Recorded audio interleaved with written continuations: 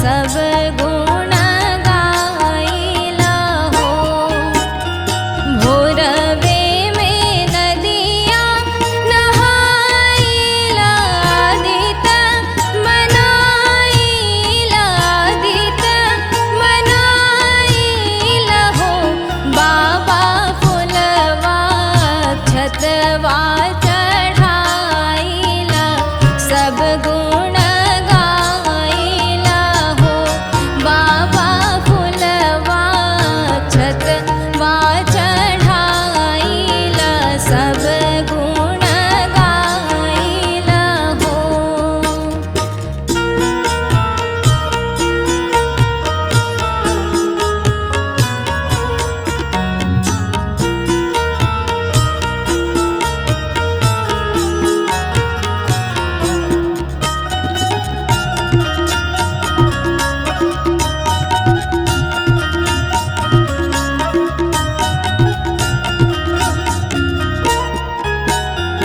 आस धरवाइब सैया धरिया से बूझिला धरिया से बूझिला हो। बाबा आंगने में मांगिला अंजोरई माथवा नवाइला हो। बाबा आंगने में मांगिला अंजोरई माथवा नवाइला हो।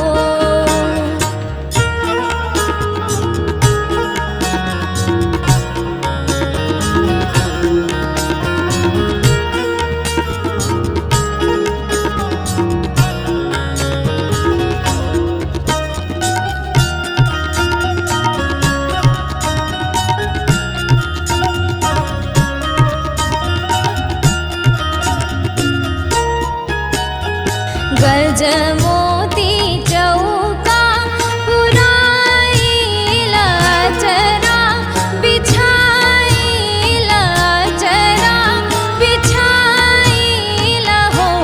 बाबा आंगने में फुलवा तलागेला फलवा न खाइला हो।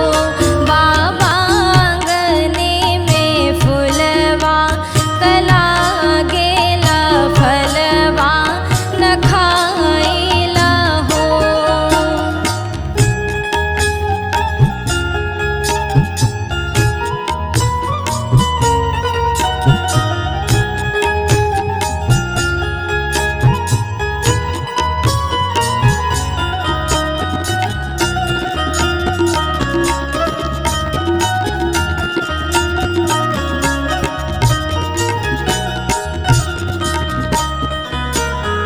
ताना दे के कहेले गोतनिया आई बांझबा बहिनिया आई बांझबा बहिनिया नु हो। बाबा सुनी सुनी बोलिया गोतनिया मोलोर बाबा हाइला हो।